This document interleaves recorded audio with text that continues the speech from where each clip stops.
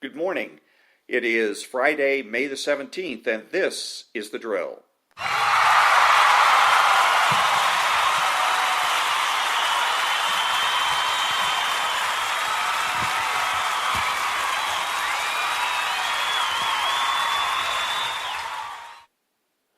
Thank you very much. This is Ron, your host, the only true conservative, the only one of two true conservatives in the United States of America today, because the president and I are the only ones that make the presumption for the status quo. Speaking to all the butchers, bakers, and candlestick makers.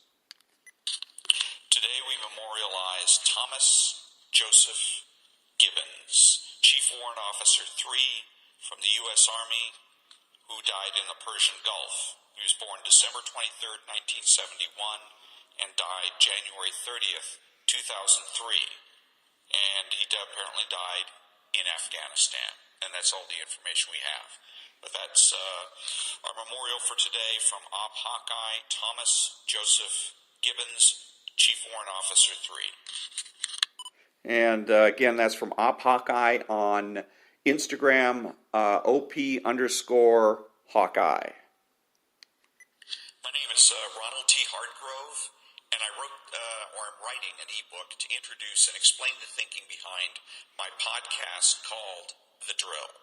My podcast is about the idea that what is currently and popularly called conservative is really reactionary and idealistic. Being truly conservative is about walking the talk, about how one lives, not just on how one votes. In order to understand true conservatism, one must approach the issue philosophically rather than politically or psychologically. Is anyone a true conservative? Yes. Besides me, President Trump. We are true conservatives because of the way we live our lives, not just on how we vote. We use common sense. We trust our judgment. We speak clearly and definitively. We are not afraid to say no. We are open-minded and ask why rather than why not. We are consistent, credible, and influential. We are not ashamed of our existence, nor afraid to learn, not afraid to correct our mistakes, and expect to be represented rather than led. In short, we are normal people. Who is not a true conservative, and what are they instead? The right-wing pundits, objectivists, and libertarians. They're all reactionary and idealistic. Reactionary because they see the left on the march and erroneously think that to thwart the left, they must constantly let the left lead and react to what the left is saying or doing. Idealistic because they make the mistake of thinking that the best defense is a good offense, and that they will win by clashing the idealism of the left with the idealism of the right. But since idealism is based on let's try this again here. There it is. But since idealism is inherently psychologistic, and psychology is inherently unreal, uncertain, and amoral, and since left-wing idealism is based on the word yes, and right-wing idealism is based on the word no, the right can't win. So the faux conservatives are completely wrong and ineffective. Reactionary idealists think that they are conservative because of where they stand on the issues. Why? Because that is what the left tells them. For decades, the left has insisted that one's stand on the issues defines one's political identity. Who decided what the issues were? The left, of course. And this has put the right in the position of being rhetorically ineffective permanently. The issues were created by the left for the left. No conservative can win on the issues. Let me be clear. Being truly conservative is correct, effective, and true. Being reactionary and idealistic is incorrect, ineffective, and false. Or to put it more simply, being truly conservative is right, and everything else is wrong. Being truly conservative is universal. True conservatives share the same qualities no matter where they live. And that was a little introduction to, again, what the podcast is all about, and a preview of my upcoming ebook that I'm going to be publishing soon, so hopefully within the next 6 months. But I was listening to a Hugh Hewitt show this morning, and again, I was kind of, and I was really offended. I was shocked. He was interviewing the mayor. I think his first name is Pete, and he has an unpronounceable last name, starts with a G, and he's running for president of the United States on the Democrat side. And the part of this that offended me, I mean, if Hugh Hewitt wants to interview a lefty, fine, but you would think that the way he would conduct the interview would be to challenge the lefty and the lefty's point of view on on political issues, on philosophy, etc. But he didn't do that. He really treated him like he was some kind of a friend or a colleague, or it was a really almost fawning interview where he was practically licking the guy's boots, asking him about where he went to school and where did he go to high school, what did he was he involved in any clubs in high school? Apparently this guy, this mayor, went to Oxford and also got a degree here in the States. I don't know if he was an Ivy League school, but certainly with Oxford, and was asking him, are you still in touch with your buddies? And apparently he was, when he was going to college, also he was either in a fraternity or some kind of a club or an association. And so he was asking him, are you still in touch with your but the whole thing was very chummy and collegial, and it made me want to barf. Why do this? And conservatives frustrate me constantly when I got to listen to this on the radio. If he wants to do this privately, get off the radio and go and put his arm around this guy and slap him on the back. Hey, how's it going, buddy, pal? Knock yourself out. Have a great time.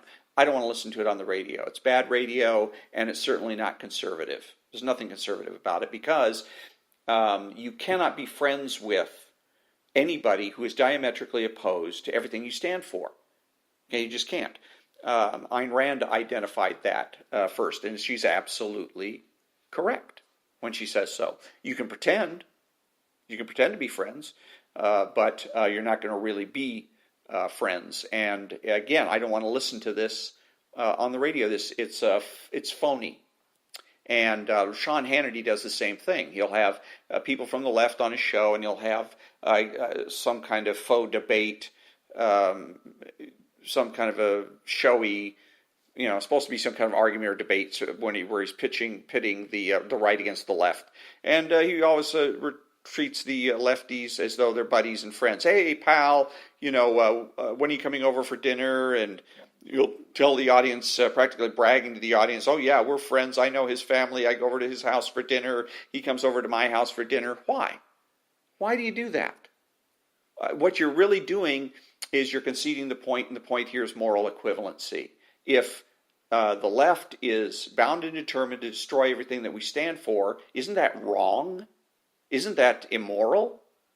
I mean, it's one thing if you want to change the country and you decide that you want to do it constitutionally. For instance, let's say you hate guns and you want to get rid of them, so you put forth a constitutional amendment to repeal the Second Amendment. Okay, that's one thing. But to go constantly try to evade the Constitution, to try to go around it, to try to find loopholes by banning ammunition or by banning certain types of weapons, so-called assault weapons. And then now they're not even calling them assault weapons anymore. Now it's guns of war. Well, every gun is a potential gun of war. A handgun, a single-shot rifles that you can go hunting with are sniper rifles. So that's a gun of war. So basically, when you're going after the guns of war, you're going after all guns. And again, if you want to go after all guns, you think it's a scourge of the earth, that's fine. Get a constitutional amendment and either amend the Second Amendment so that you can only have guns if you're part of a militia, for instance, or go ahead and repeal it. Pass an amendment that repeals the Second Amendment. Do it that way. I can respect that. I wouldn't vote for it. I think it's ridiculous and a bad idea, but I can get behind that, and that's a person that I could still potentially be friends with, because fundamentally they are not opposed to everything I stand for. They're not opposed to the Constitution of the United States, especially if this person is a politician. Because every politician, every office holder in this country has to raise their right hand and swear to support and defend the Constitution of the United States and defend it against all enemies, foreign and domestic. I had to take that oath when I entered the United States Air Force as an airman, not even as an officer. And the same thing goes with the politicians. Yet they will try to pass laws, and they will encourage people to not respect the rule of law. Their attitude is that we're only going to respect the rule of laws that we like and agree with, that match our philosophy, and everything else we intend to escape, evade, or ignore, or subvert. That's probably the best word to use, that they're subversive. But again, if you're going to go by the books and you're going to go by the law and get things done your way, I may not agree with it, I may not like it, but we could still be friends, because fundamentally we both are coming from the same place. We both love this country, we both love the Constitution and revere the Constitution and the rule of law. Okay, because I'm also then free to try to get, if you are successful in getting the Second Amendment repealed, I can make the effort to get it put back into place, type of thing. But again, you and I can still be friends. But if you're going to try and subvert the Constitution every chance you possibly get, no. Then you are an enemy of this country, and you're my enemy as well. And we will not be friends. I won't pretend we're friends. I'm not going to treat you as a friend. And neither should Rush Limbaugh, Sean Hannity, or any of the other pundits on radio. Because one of the things that they forget is that they're not just representing themselves on radio, they're also representing conservatism, and they're representing their listeners, their supporters, their fans. If they do something stupid, they're not the only ones that look stupid. All of their fans look equally stupid, and they need to remember that. So that brings us to the conclusion of another episode of The Drill. And until next time, thank you very much for listening, and have a great day.